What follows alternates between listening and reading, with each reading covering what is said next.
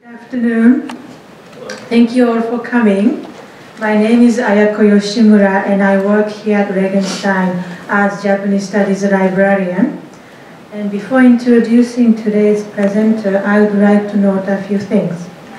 I would like to thank the Committee on Japanese Studies at the Center for East Asian Studies at this university for co-sponsoring the event with the library, and I thank the center's staff and my library colleagues for making this event possible.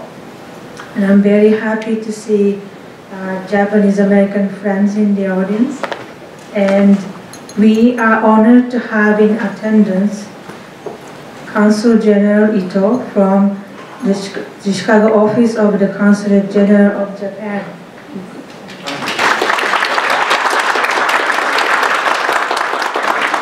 Thank you, Consul, for coming. And Library Director and University Librarian Brenda Johnson is very sorry that she could not be here today to welcome you herself and attend the program.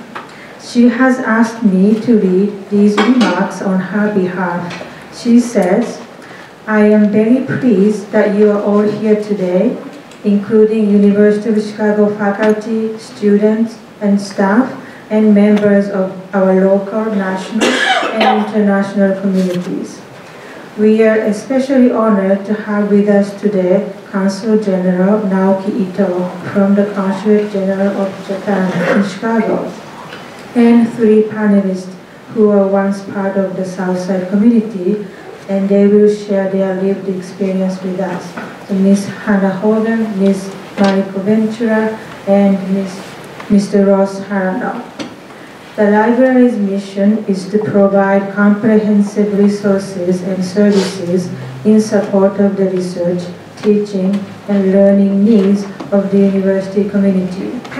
And we do that in many ways that are relevant to today's program.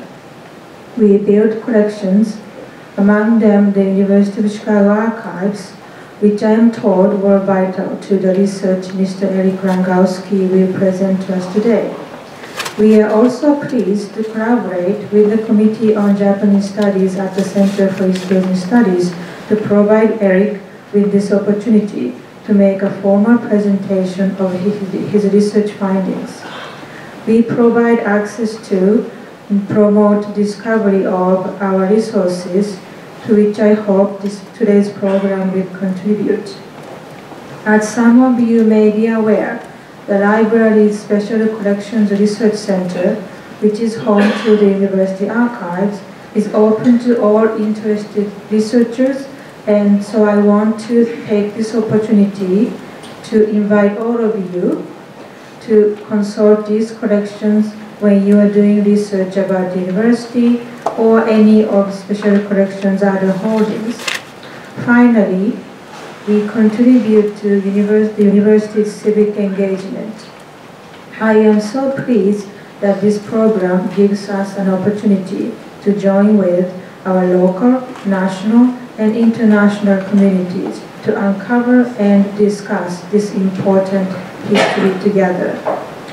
I know we are all very interested in learning what Eric has uncovered in his archival research and in hearing how that may connect with our panelists' experiences. I thank you for coming. And now it is my pleasure to introduce Mr. Eric Rangowski, the presenter today. Eric is a 4th-generation Japanese American, a historian and community organizer. His most recent work, entitled Education Denied, Indiana University's Japanese American Ban, 1942 to 1945, forthcoming in the Indiana Magazine of History, helped to dename a building on Indiana University's campus, which we will hear more about in his presentation. His current research explores the relationship between Japanese Americans and African Americans on Chicago's South Side. Eric serves on the board of the Japanese American Citizens League Hoosier chapter and is also a first-year master's student studying computer science and public policy at the Harris School of Public Policy. Today's event marks the debut of his research findings regarding the University of Chicago's World War II era relationship with Japanese and Japanese Americans living in this area.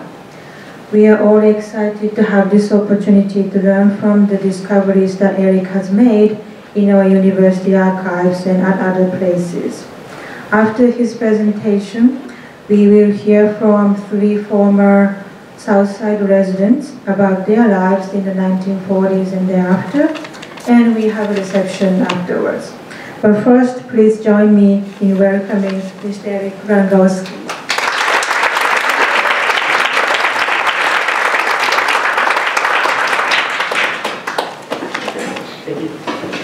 Thank you so much for that introduction. And of course, I'm so appreciative that so much of this university has been willing to give a space for this research to be presented.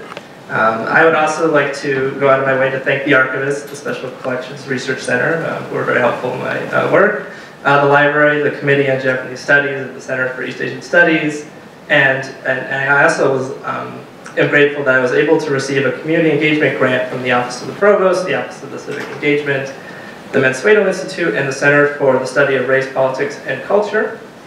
And finally, I would, of course, be remiss if I did not thank the community, Japanese American community organizations I work with, including the Chicago Japanese American Historical Society, the Japanese American Service Committee, and the Chicago chapter of the Japanese American Citizens League. So, today, I think my real goal with presenting this research is not necessarily to offer my perspective or to tell who I think it should be responsible or blamed for what happened, but to uplift the stories and the voices of Japanese Americans themselves lost in the archive for about 70 years. So this is, in a sense, the second or third reading of the letters of those Japanese Americans denied admission, since they actually were denied, which I think is notable. And kind of through their perspectives and through their stories, I hope to impart on everyone an understanding of what happened, and then also additionally exploring why it was forgotten. I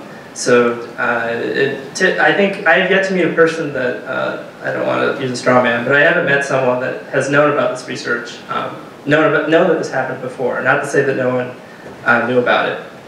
And kind of that idea of here's history, why was it forgotten, and how do we remember it, is really the motivating idea for my talk.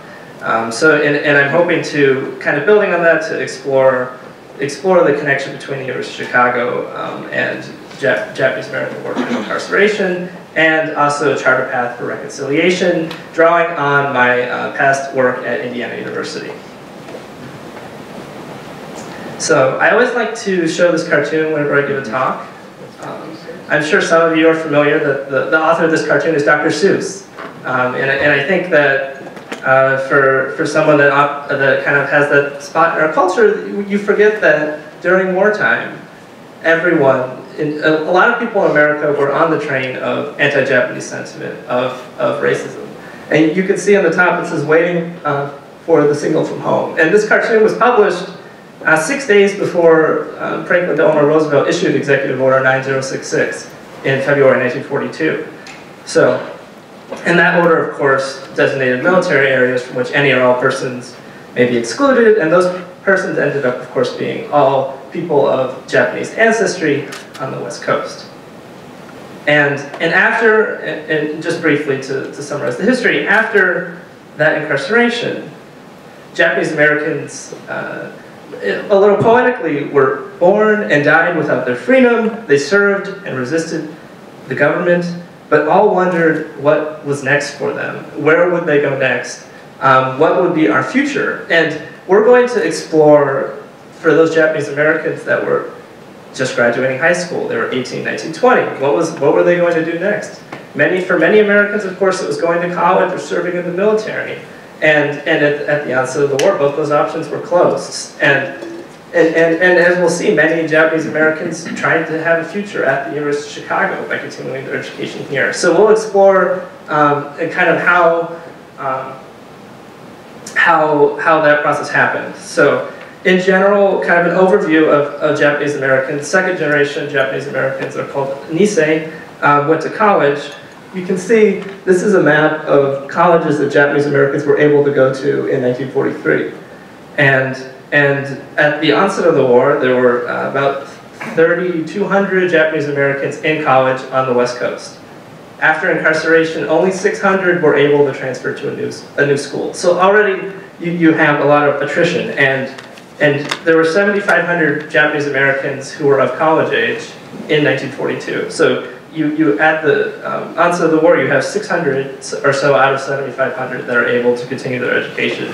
And for many, actually the first way to get out of the camps, a leave clearance, in a sense parole from jail, was going to school. So this is a really important narrative in Japanese American history overall. And for Illinois, there were 17 Japanese Americans in college before the war, 100 in 1943, and 400 in 1945. At the same time, the University of Chicago had a very small fraction of that. So the main character in this history is, of course, the chancellor the president at that time of the University of Chicago, Robert Maynard Hutchins. And he was an American intellectual. He was a leader in American society. And he took a lot of difficult views, or a lot of difficult stands in his career. Whether that was for freedom of speech around ideas around communism, or hosting refugee professors during the war. And this is him speaking about that. But I think we'll see that these words, when applied to Japanese Americans, ring a little hollow. So this is the Chicago Maroon for the day after Pearl Harbor, December 8th.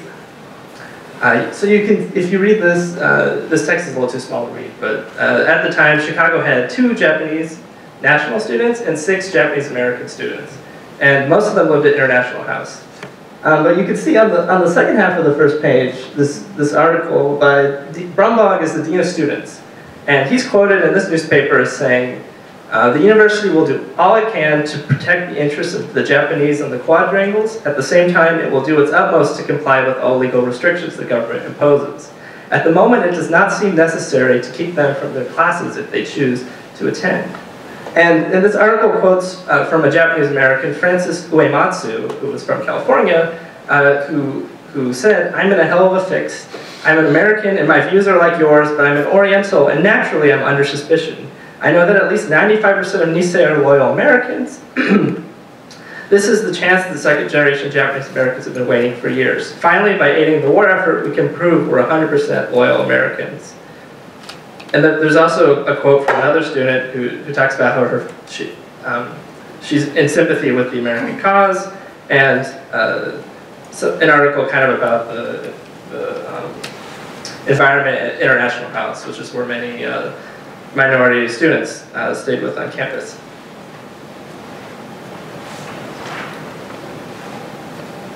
And then Hutchins also gave a speech within the week where he talked about how the university was now engaged in total war, and the university at war meant was intellectual leadership for the nation and the world.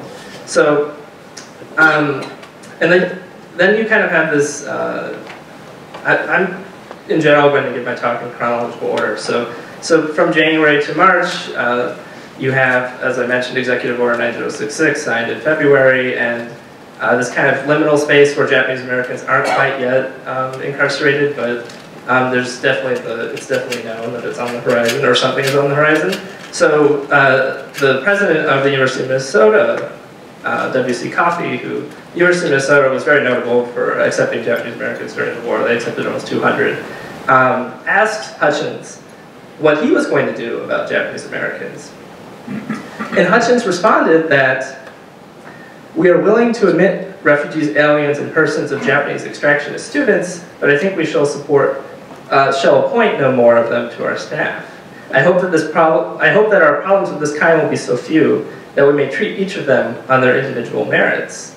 Of course, I think most administrators didn't know that that wasn't going to be the case because there were thousands of Japanese Americans trying to enroll. So you kind of then have, the university is asked twice to make a public statement in support of Japanese Americans' rights, specifically a right to a hearing before civilian boards to attest to their loyalty. So basically an individual case-by-case evaluation of whether or not these people should be incarcerated versus just a mass incarceration. And the vice president of the university, Emory T. Philby, kind of gave this bureaucratic response, which in my opinion would come to define the university's future actions. So he wrote that the University of Chicago has not found it possible to arrive at a satisfactory solution of the problems connected with admission and training of Japanese American students evacuated from the West Coast areas. We feel that in general the university is engaged in so many highly confidential research undertakings for the protection of which the university is fully responsible that we could not well afford to admit Japanese American students to many of our schools and divisions without specific approval from the appropriate military officers in Washington. So, at the same time, I skipped around a little bit, but back to the War World Council asked Hutchins in the University of Chicago to sign on to a letter which asked Roosevelt to give Japanese Americans a right to a hearing, and Hutchins declined, and there's a handwritten note on the letter from the vice president of the university that says, "I hope you won't sign this, it will jeopardize defense contracts." So I think that, again, we're kind of getting into the same idea where the university is a bureaucracy, and it's tough to parse exactly what meaning you can get out from one sentence. So when I'm kind of knitting them all together, that's more my point than saying that this one thing is like, oh, this is evidence that that the university was wrong. But Hutchins then responded to the letter in a more nebulous statement. Since the university, quote, "Since the university has already taken steps to bring the matter to the attention of governmental authorities, no action is required of us in connection with your statement." So again, that's a bureaucratic response. And this letter here, which I pulled out, is an internal letter from the Dean of Biological Sciences to the Dean of Students, and is talking about how the Biological Science Department had received a number of requests from Japanese students who desire to transfer to this university. And Johnson is writing to Brumbaugh about this financial consideration that the vice president of the university, Mr. Philby, has informed him on, that admitting Japanese Americans would increase the cost for defense research project security. So I think, again, in this period of time from Pearl Harbor until May of 1942, again, it's a period of time where everything is up in the air in Japanese American history. No one really knew what was going to happen next, but you can kind of look at the university, how the university is interacting with that process and that history. They're not making public statements in support of Japanese Americans, and at least this letter suggests that the financial costs are perhaps more important than admitting. So Hutchins then, in response to a request from, so another important feature kind of this history is that West Coast college presidents were basically desperate. They knew that their students were loyal. Well, not to use that framework. They knew that their students were deserving of an education, and they wanted their students to be able to continue their education. So the president of a college in California, Occidental College, directly asked President Hutchins if he would accept a transfer student, a specific one. And in response, Hutchins created this operating framework. And his goal was that it would be an equitable solution. So you see these 3 points. I won't read them for you. But now we're kind of getting in the idea of the bureaucracy doesn't want to treat Japanese Americans unfairly, and they want to treat them fairly, but they're not necessarily willing to give them an accommodation or anything, or a special treatment because of their ethnicity. So we're kind of going to get to this point where they'll say, we want to treat these students like any other, but these students are incarcerated in the desert, and they need military permission to enroll.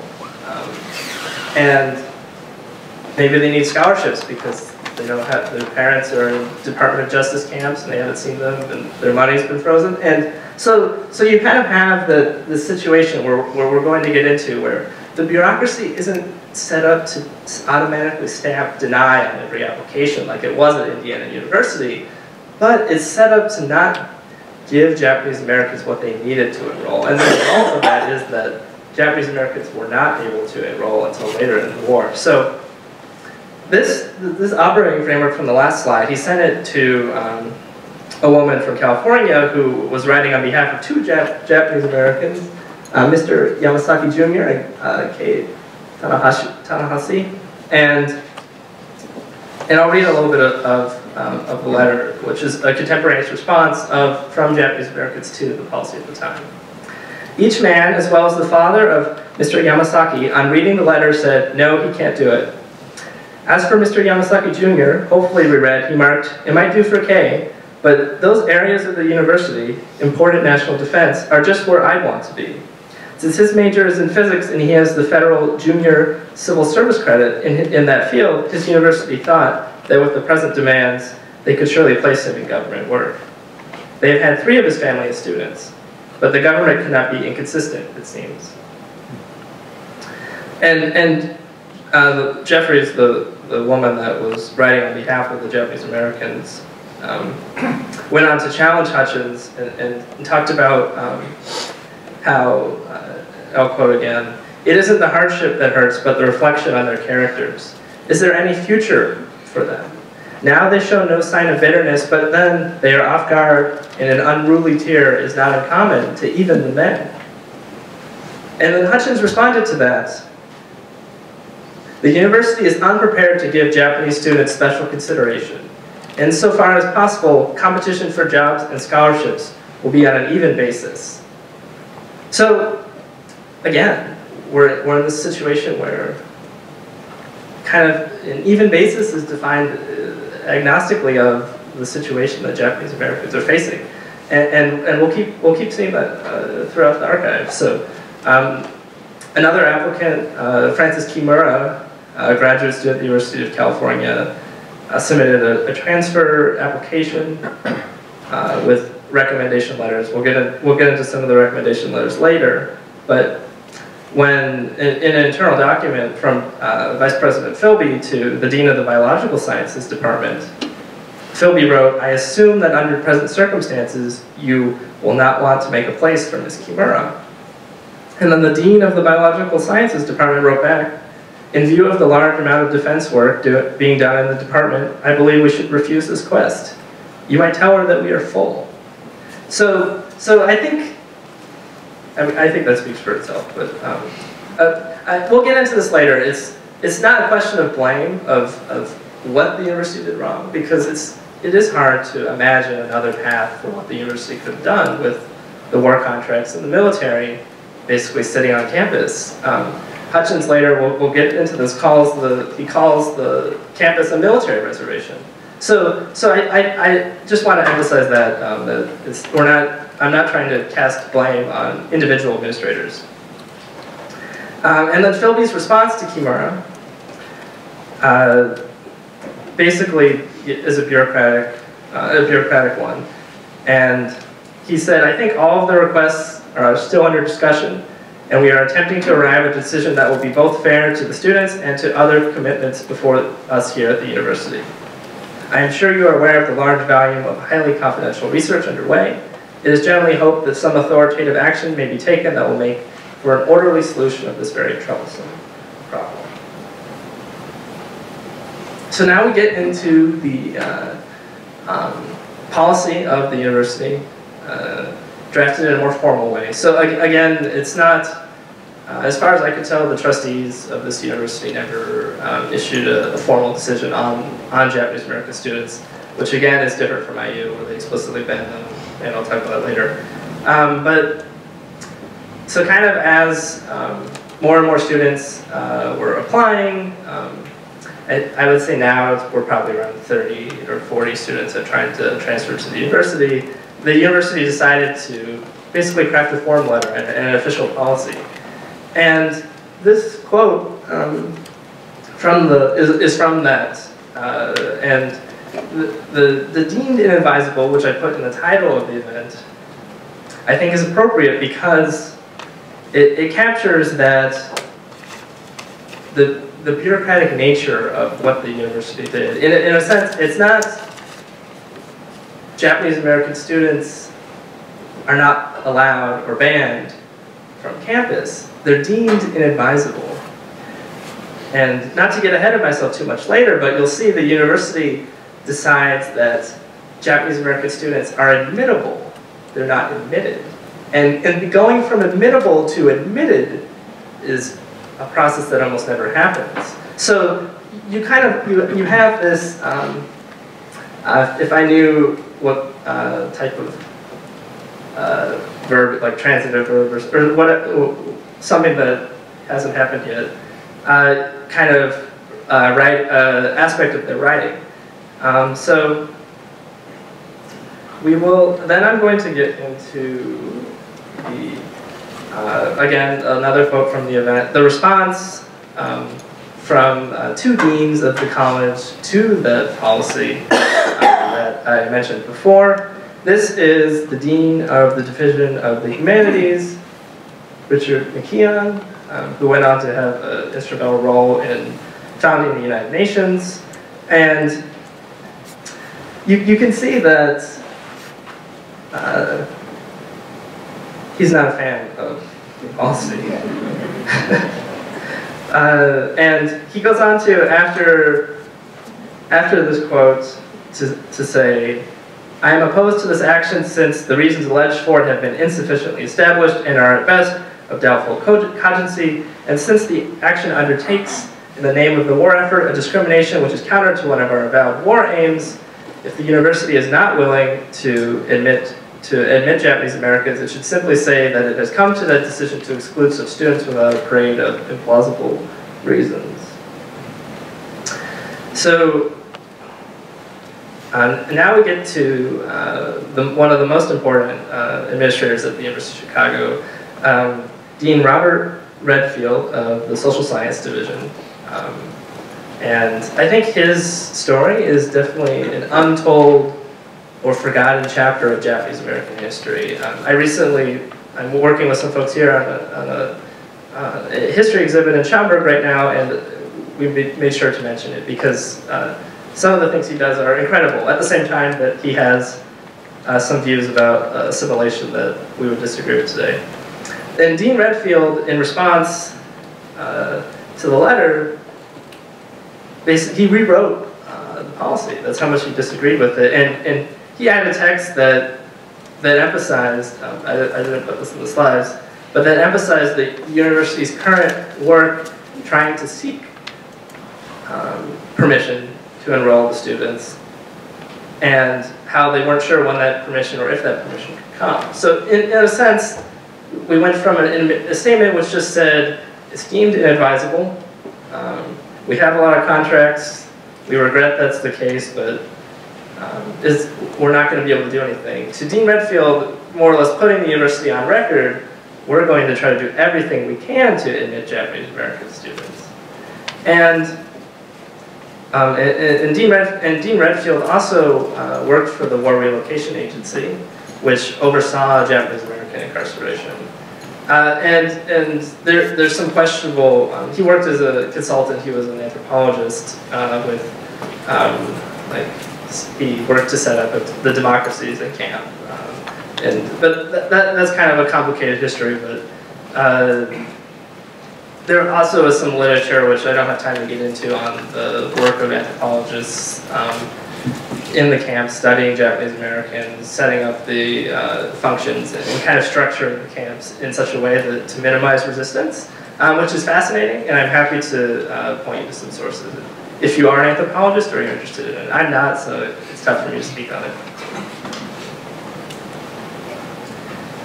At the same time, it's important to remember, I didn't put this in the slide, but the University of Chicago and Indiana University were both in the Big Ten at this time. So that's why I'm talking about Indiana University a lot, and that's why we're talking about the Big Ten right now. So they left maybe around 1950, but this meeting of the Big Ten in April, late April 1942, discussed the admission of Japanese students and students from other enemy countries, and came to this conclusion.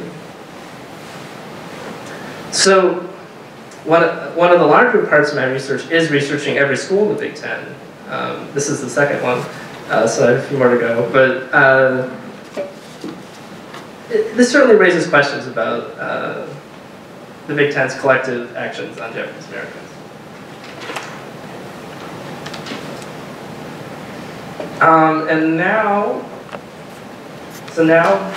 we kind of get to the community response to the deemed inadvisable policy, which was, I'm not entirely sure how it was distributed, but I imagine since Japanese Americans were living in Chicago, and Japanese Americans resettled to Chicago, that people were physically in Chicago talking to people about why can't I go to the university.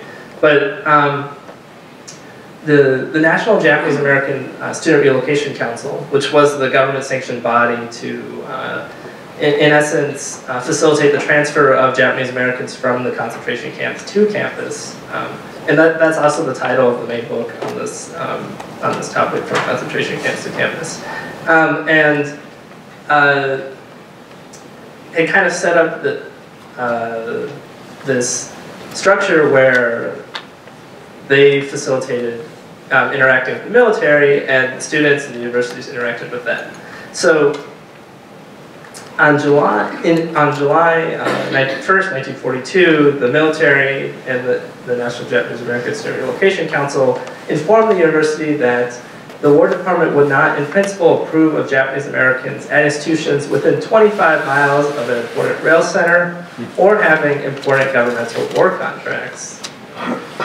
Of course, when you're getting into the larger Japanese American history, where Japanese Americans were incarcerated en masse and everything, they were not treated as individuals. This policy fits into that context. And while it's not clear what a Japanese American would be doing if they lived 24 miles from an important rail center or anything like that, it's important because both of those categories apply to the University of Chicago. Chicago is a rail center, and Chicago had important governmental war contracts. We'll get into this later, but you could argue that they were some of the most important war contracts. So this is a quote from a Reverend Van Zant, who was an alumni of the university. There's also a protest from a local union in the archive. And these are all in the University of Chicago's archives here. And there's another alumni, Arthur Abbott. I'll read a quote from a letter he wrote to Hutchins. I believe that this policy of discrimination is unwarranted. Undoubtedly, freedom of thought and speech will be encouraged in the study of civilizations. Students who are one generation removed from Moravia are admitted. Daughters of America First are admitted. Why not evacuees from the West Coast? And Hutchins responded to almost all of these letters with the War Department has declined to permit enrollment of students of Japanese parentage within 25 miles of important rail centers or institutions with war contracts. So this is kind of now the framework that we're in. The military has said that the university cannot admit Japanese Americans. It is no fault of the university. The university doesn't have any control over what the military says. But now going forward, we're now in this framework where the university knows if they want to admit Japanese Americans, they'll have to go through the military. And what we're going to explore from now until 1944. In September 1944, the military restrictions were all removed. The timing of which is debated is arguably a political one around the presidential election of 1944. And but between now and then, the military is controlling whether or not the university admits Japanese Americans. But the university controls whether or not they ask the military to admit Japanese Americans. And that second part is, again, this history is kind of complicated and nuanced, but the act of asking the military is the one that I'm going to focus on, and whether or not they did that, and maybe if they could have asked with more vigor. So this is the response of Setsuko Matsunaga Nishi, who's a famous Japanese American in the Chicago Japanese American community, who's now passed, who wrote a response to the memo. And to Redfield's revised memo that incorporated more context. So now we see something quite notable, which is again why I'm not my goal is not to blame, but to tell the story. This is a letter that the president of the University of Chicago wrote to the Assistant Secretary of War, John J. McCloy. And this is the official policy of the university throughout the war. They're on the record saying, we want to do it if the War Department lets us. But when we go behind the scenes, you'll see that it's a lot more complicated than that. So, let's see. So, after this letter, which is from August 6, 1942, well, the National Japanese American Student Relocation Council starts basically trying to set the terms with the University of Chicago admissions office of how can we get this military permission. Here's the steps the military has asked it to do, and how do we have it happen, more or less. So the convoluted process is only institutions which have actually accepted such students conditionally for admission are able to get approval. So you have to conditionally accept a student before the institution can be cleared to enroll the student. So you see, in response to this, a letter from the business manager of the university to Vice President Philby. I assume that you do not wish to have the question raised. It would seem to me to be inadvisable to stir up the matter with Dr. Bush and his associates unless we have to. And Dr. Bush is the head of the Office of Scientific Research and Development, which is more or less the military or the government's military research office. So you have that response. So in essence, saying that a hesitancy on the part of the university to fully ask everyone, and then the Student Relocation Council submits a questionnaire to every university in America, and where they ask they ask a few questions to determine whether or not the institution would be easily eligible for permission when they start interacting. So they could prioritize which institutions they try to clear first. So again, and I said before, So there were 6 students enrolled at Pearl Harbor in response to this questionnaire from September 1942. Now there's none registered for the next year. So all the students have had to leave. And I'm not entirely sure why that is, but I think that's definitely something that to look into. So let's move on to the okay. So now we're going back again to the conditional admittance of a student to get work clearance. So this is again the vice president of the university, and the university more or less takes the stance that we're not willing to do anything that the military doesn't clear us to do in advance. So conditionally admitting a student with the goal of getting permission from the War Department doesn't fly with the university. So the Student Relocation Council basically asks to admit a student to your university, and we will ask the approval of the government before we send such a student. Because again, the Student Relocation Council was in charge of leave clearances, so the student would be applying from the concentration camp and would not be sent until the university was cleared. So this is the response of the university to that, and Philby goes on to, there's another letter where the Student Relocation Council says, I very much regret the attitude that you're taking and believe it's based on a misconception of the situation. And Philby says, I am sorry that I cannot agree with you on the matter of our relationships with the War and Navy departments. At the same time, again, going back to anthropology, there are 9 students at large admitted from a concentration camp on a Native American reservation in Arizona. And there's classes on anthropology taught to them because classes taught to them so they can study their fellow inmates. And they're admitted as students at large to the university, although there's some concern between administrators about whether or not these students might be able to transfer to Hyde Park from the concentration camp.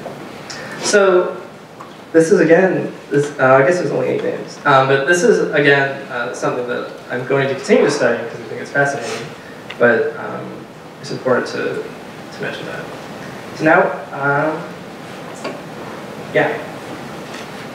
So now, I guess, again, thinking back to Redfield and Redfield's advocacy for Japanese Americans within the institution, at this point, Redfield has more or less gone around and gathered up the most qualified, again, the most loyal, using the framework at the time, the candidates for admission, in the sense to have a candidate that there's no good reason that the military could come up with to deny them admission. So,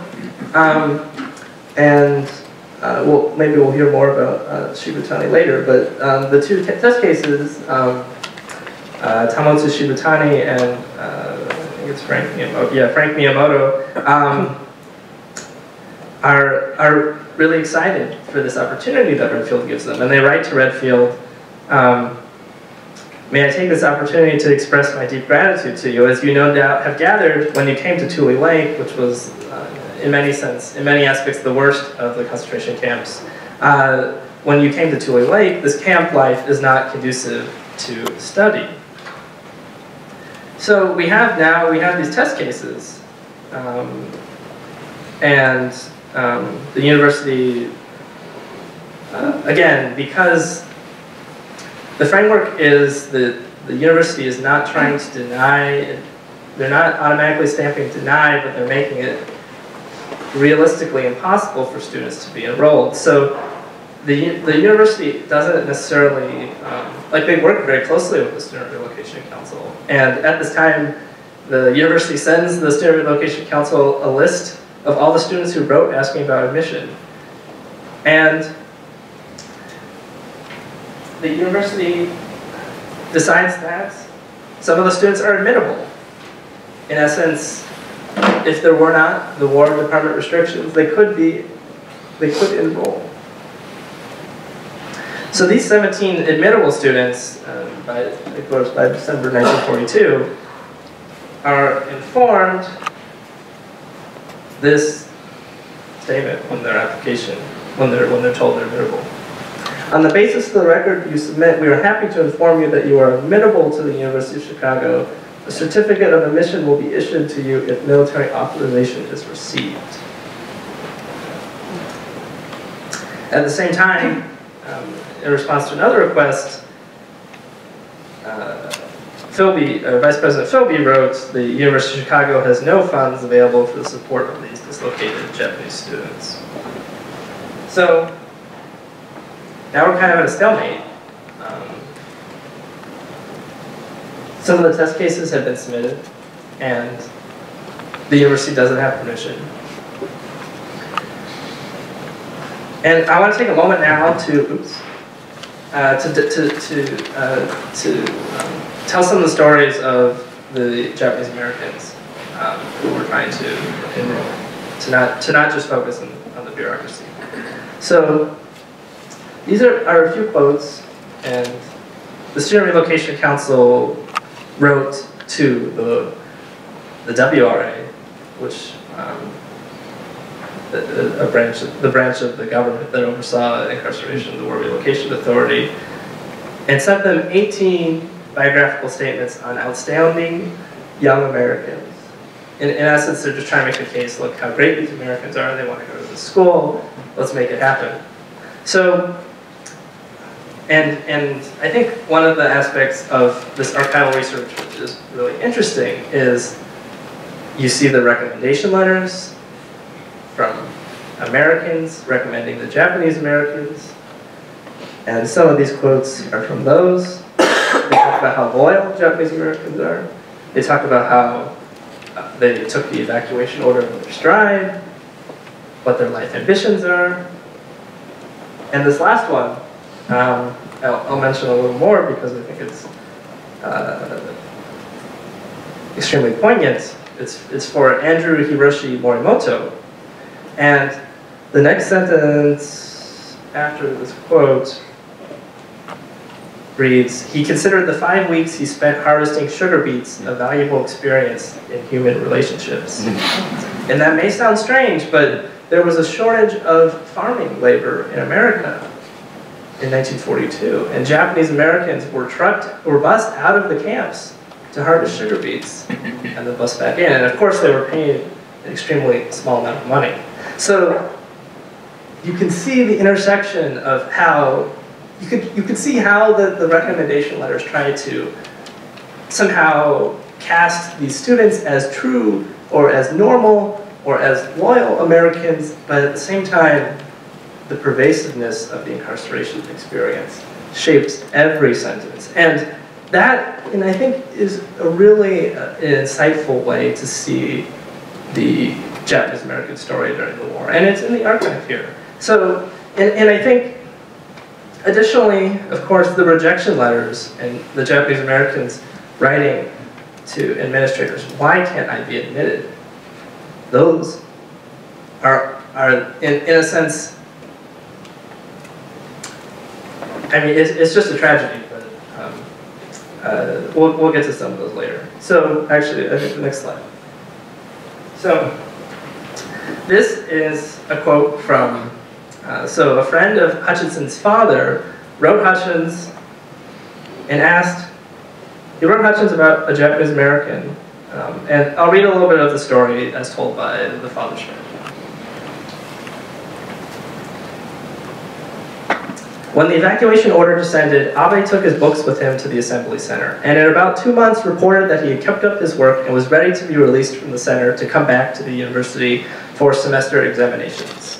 The university replied that it would be difficult for them.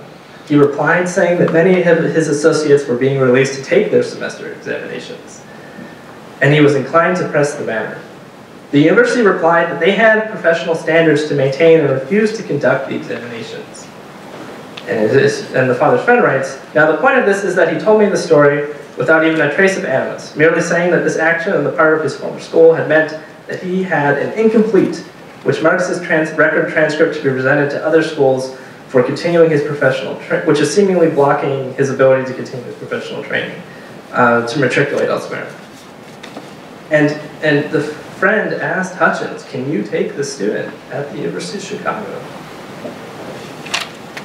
Hutchins responds, the case you mentioned is a very hard one and one about which I should be glad to do something if I could. Unfortunately, we are, for all practical purposes, a military reservation. We are not allowed to admit Japanese Americans unless they are cleared. So,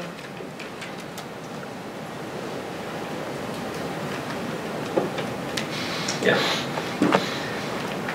We also, which is really interesting, the Chicago Maroon actually. I've looked at a lot of student newspapers trying to see how they cover Japanese Americans, and the Chicago Maroon's coverage is, of course, it's I'm 100% sure. Well, I guess I can't say that, but I'm entirely sure that it's because of Robert Redfield talking to the student newspaper that they covered it. So you can see. This quote talks about how keeping these Japanese Americans in the admittable states, the liminal space between camp and enrolling in Hyde Park, is unjust, and how the university should do something about it. And it also notes that Chicago has now received 100 applications and determined 20 admittable. So this is in February, it's actually a year after Executive Order 9066 was signed, February 19th, 1943.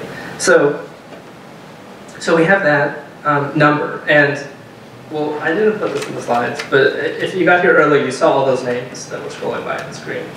So at that time, I only had 50 names. So maybe so I guess it's important to also say that many names have been lost to history. So we aren't able to tell the stories of every Japanese American at this time. So beyond this newspaper article, Redfield, again, is continuing to write the Student Relocation Council and everyone, but the University of Chicago does not receive clearance. So, and this is Redfield writing to Philip Nagel, who actually would enroll in the university just about 2 years later. So it just took quite a bit of time. And which again is the nuance of the ban. It's not, you're denied automatically, but it's so arduous for you to get here that only a few make it. So, and we'll get into that more later. And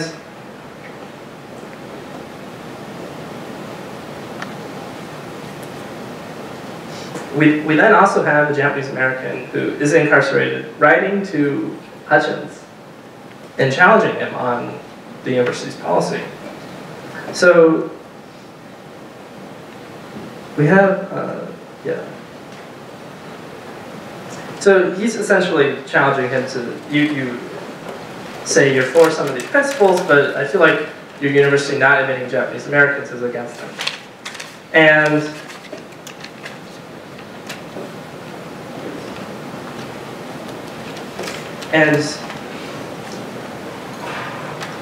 in the archive, Hutchins wrote a note to Redfield, which I didn't write down, but it's essentially said, "What do I do?"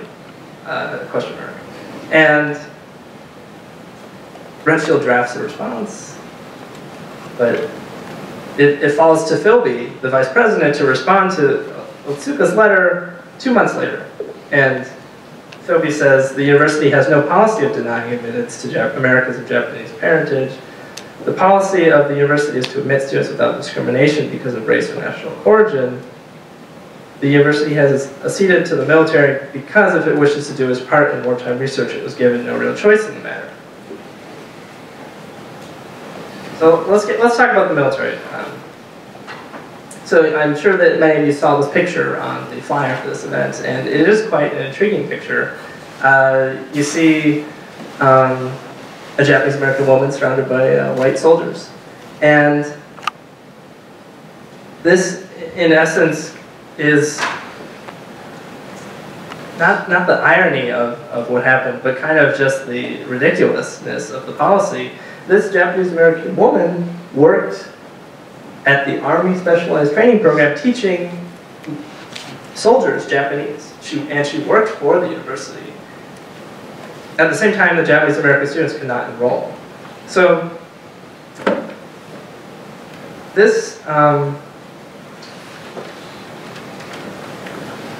yeah, and at the same time, the university also qualifies, they find the loophole that it's a loophole, but it's not a very useful loophole, that Japanese Americans who were never under the control of the War Relocation Agency, that were never incarcerated, so Japanese Americans that lived in Canada, Hawaii, or the eastern United States, which is, I would say, less than 2% of Japanese Americans, are able to enroll. So at the same time, now we have these exceptions for, for Japanese language teachers. And this interestingly enough, this program actually was under the Center for East Asian Studies. And that's not to speak ill of them, but that's just where it was hosted in the 1940s. So, and at the same time, an internal report on the summary of U.S. government contracts reported that the university had $24 million of war contracts with $6 million dedicated to Engineer Corps Manhattan District. And now finally we're able to transition. In late 1943, the permission scheme had changed again, and there was now a case-by-case approval system. So the Japanese Americans could be cleared, and then they could go anywhere. With some exceptions again. So with this, actually, the first 2 Japanese Americans are able to enroll, in part because the university administrators look at Japanese Americans working and teaching Japanese as part of the university and say, well, let's see, Philby actually said, since this employment apparently does violence to the basis on which students were excluded from the university, it seems to me we are now in a position to go forward as we see fit. So, then the requirement now, after this, is for students that are admittable to be enrolled, they just have to get the same type of clearance that you have to get to work in a war plant. So that's definitely an easier path than before, but you'll see that that clearance takes months and many people are denied. But at this time, let's see, in December 1943, 2 Japanese American students are able to enroll at the university because they already had war plant clearance, because they worked for a study, an anthropological study, which gave them that clearance. So that's Charles Kikuchi and Tamotsu Shibutani. So now we're at the beginning of 1944, and the Student Relocation Council receives word that the University of Chicago is cleared, and telegraphs, telegraphs the students that are admittable to proceed immediately to the university. And now there's 37 students that are admittable, and out of those 37 students, only 14 are still in a situation where they would go to college, or they would go to the University of Chicago. So they either have gone to another college, they've joined the military, or they're too old, they started a family, college is no longer in the future. So when I'm talking about the attrition of the application process, that's what I'm talking about. So only half the students in this time period are able to move on to the next step to try to get the war plant clearance because, we'll get to this in the next slide. So only half the students are still left in the process. And 3 days later, the university finds out, you're not actually cleared. And it's tough to say why this happened, but from my reading the archive, it appears that the vice president of the university wrote the local military officer, which oversaw security of the campus, and he said, "Wait a minute, we're not going to admit Japanese Americans." But of course, the whole kind of admission of policy of Japanese Americans was not very clear. It was kind of a mess. So we can't say for sure what happened.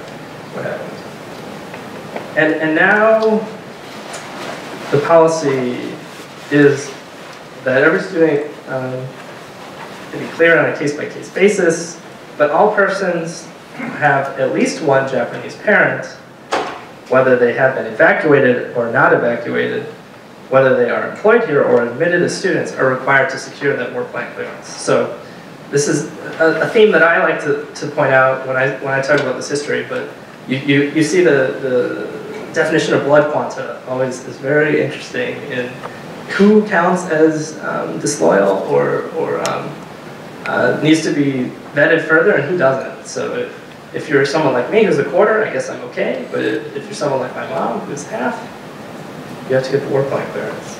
And that, of course, doesn't really have any rational basis. And one of the students, so there's a story from one of the students who went to campus. Her name was Jean Eno. She went to campus. After she got the telegram, proceeded immediately. She found out it wasn't clear, and then she wired the Student Relocation Council that, about how she was very anxious to be able to enroll in time to start the new quarter, which was in 2 weeks. And the Student Relocation Council wired her back, very unlikely you can obtain clearance in time to enroll. So, again, the process is losing Japanese Americans who want to enroll. Well, I guess I should talk a little faster, but I'm going to talk about 3 stories of Japanese Americans in more detail who are trying to enroll this time. The first is Kiyoshi Hamanaka, and he was kind of, he wanted to go to graduate school, and he was just independently studying evacuation while he was incarcerated. After he was accepted, he got a letter that, which I think is interesting. Congratulations on, after he was fake accepted in the 1 week that was cleared. Congratulations on your acceptance. It does seem too bad that your wife and offspring-to-be cannot join you, but I agree that it would be wisest for you to have them join you after you have completed your work. I don't see how it would be possible for you to earn your living expenses and support them at the same time. So it's important to think about what that journey means. He would go from concentration camp to Chicago to study at the University of Chicago without his wife and his newborn-to-be, because that's how much the education mattered to him at the University of Chicago. So it's just trying to humanize the kind of the importance of the education here. For Murata, he actually wrote a book about this, which is really interesting. And he tried to enroll at the University of Chicago for over a period of months, and he kept actually physically walking in the office of the director of admission and asking her why he couldn't enroll. And he wrote that the director of admissions said, quote, "This was by Army order. A secret experiment was going on at the university, as was the case at Northwestern as well." And then this is afterwards. "Little did I expect then that what she referred to was the super-sensitive plan to produce the atomic bomb, codenamed Manhattan Project." And then finally, for Mizumoto, she wrote a letter to the university. Again, now we're getting into some of the sad rejection letters and recommendation letters. And the Student Relocation Council wrote on her behalf, "It is apparent that the evacuation and the accompanying events have had some effect upon the student. We understand that she had planned to go on to college and had taken academic courses in high school, but then she had a breakdown during her senior year because she was in camp." And over the 4 or so years that Japanese Americans were incarcerated, every year the percentage of students applying to go to college decreased. The percentage of students trying to go to college decreased. And you can see how it might be tough to keep up your grades in high school in the desert in camp. And this student basically wrote, "Can I have a special accommodation because my grades are bad?" And as far as I could tell, the university wasn't able to accommodate her. So this is a plot of when students were able to receive war plan clearance in the time period it was required, from February 1944 to September 1944. So you can see that some students were cleared. And it'll take me some further research in the archive to determine who's actually enrolled and who was just cleared not to enroll. But at the same time, the military situation was still present on campus. And this is from the local division of the, again, the security agent, military security division overseeing campus. And he's asking the university to more or less pass in the names of everyone who's Japanese American that works at the university, including maids that don't work for the university but work for professors. And then finally, in September 14th, 1944, this is from the Spirit Relocation Council, and they're saying, no longer is clearance required, Japanese Americans should now be admitted on the same basis as any other. But of course, that doesn't necessarily mean it will happen in every case. But that was not the case at the University of Chicago. They were then admitted. And I'm skipping ahead to, well, this is more or less the end of my archival research. In 1945, this is a quote from the newspaper from a Japanese American talking about how more or less he wants to be an American on campus. So that's kind of the overview of the archive. There's one more thing that is kind of an aside, but I'd like to mention. I'm not quite sure what to make of it.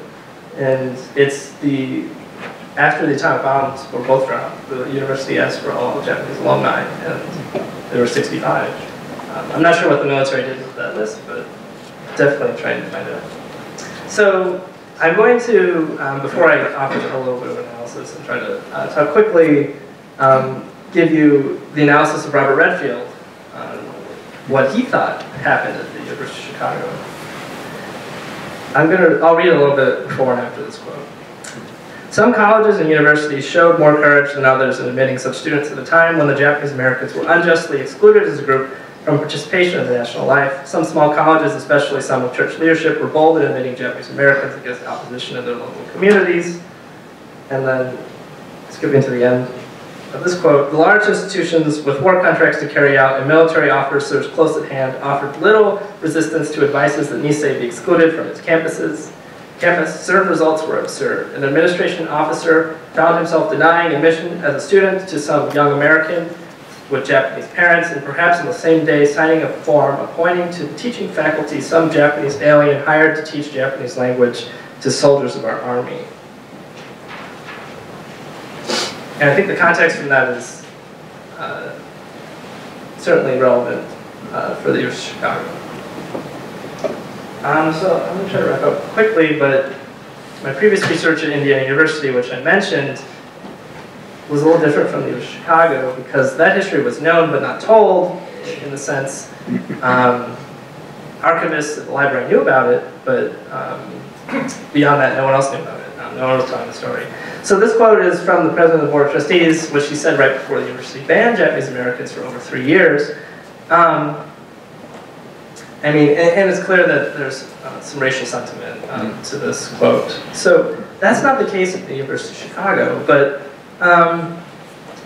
just to talk about the IU story a little bit more, and the things that I was able to accomplish with that research there were three veterans were the first 3 Japanese Americans to, quote, reintegrate the university after the war were all veterans, because veterans, it was perhaps the hardest to justify a reason to deny veteran admission, even if they were Japanese American.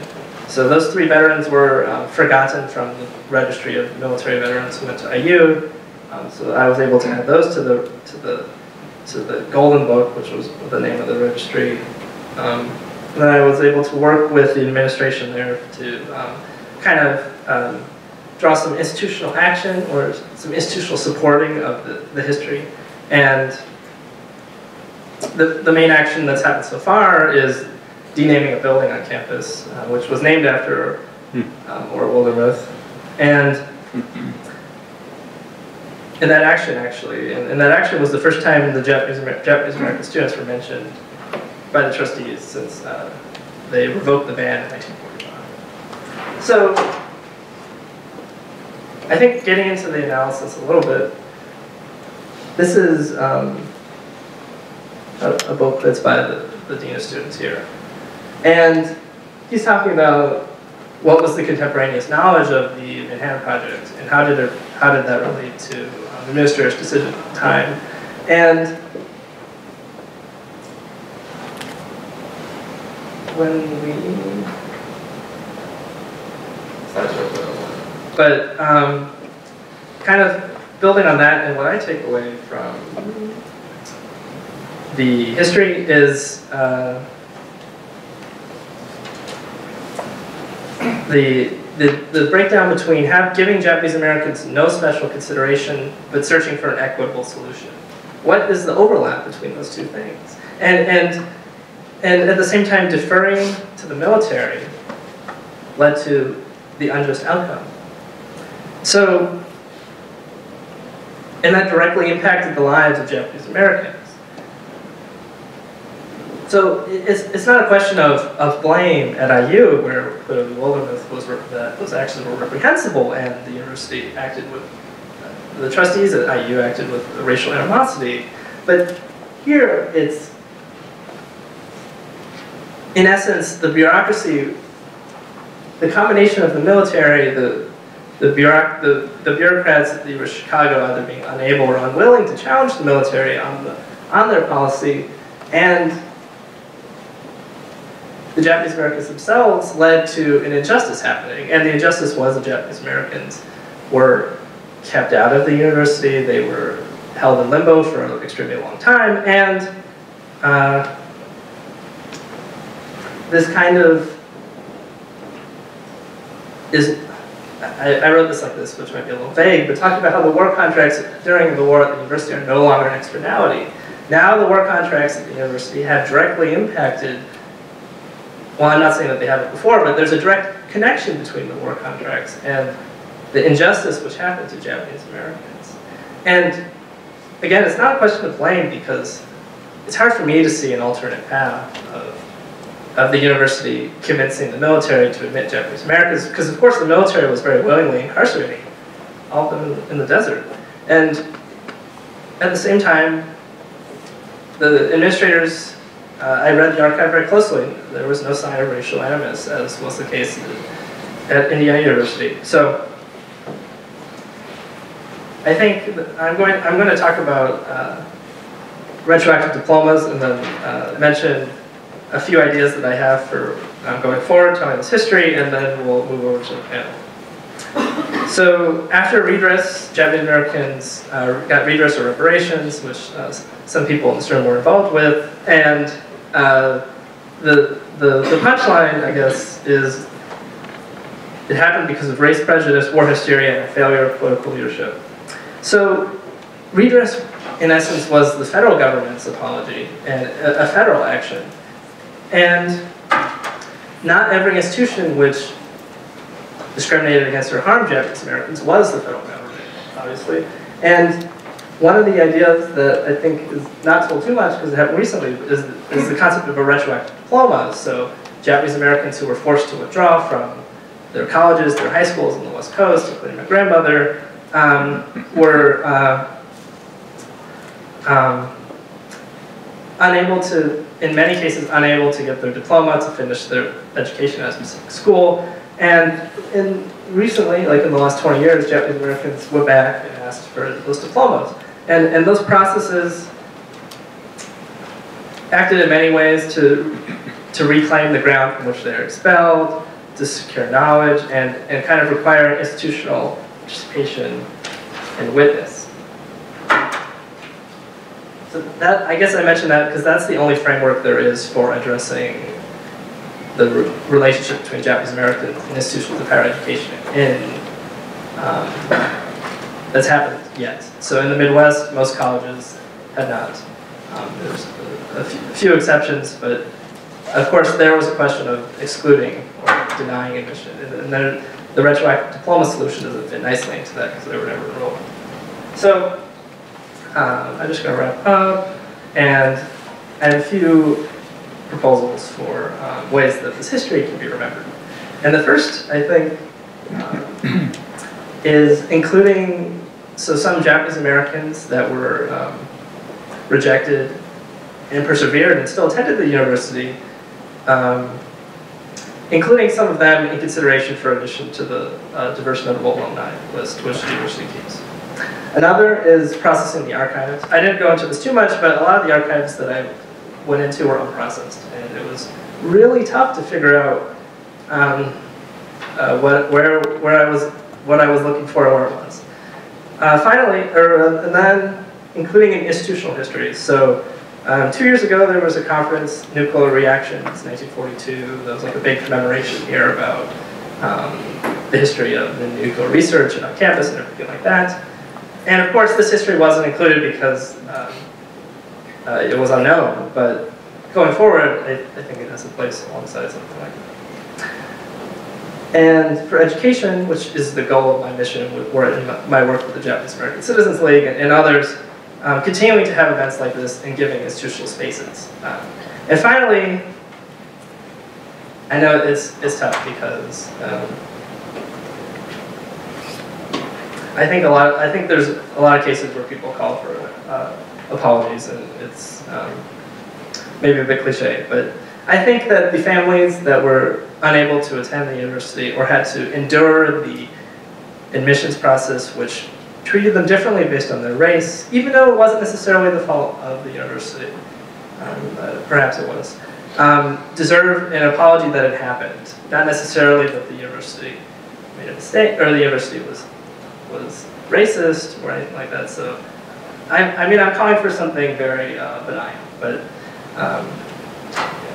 so this, the panelists could come up here. We'll transition over to that. I'm just going to tie into the panelists right before. I'm going to talk about the Chicago Resettlers Committee. So now we're shifting gears a little bit. This event is talking about 1942, 1945, and now 1946 and on, when over 20,000 Japanese Americans resettled to Chicago from the concentration camps. This is a quote from the kind of founding proposal of the Chicago Resettlers Committee, which is now called the Japanese American Service Committee, and some of the staff are here from them today. And here's a flyer from kind of a boarding house, because it was tough for Japanese Americans to find housing, which we'll hear some more. So yeah, with that, let's transition to the panel. So.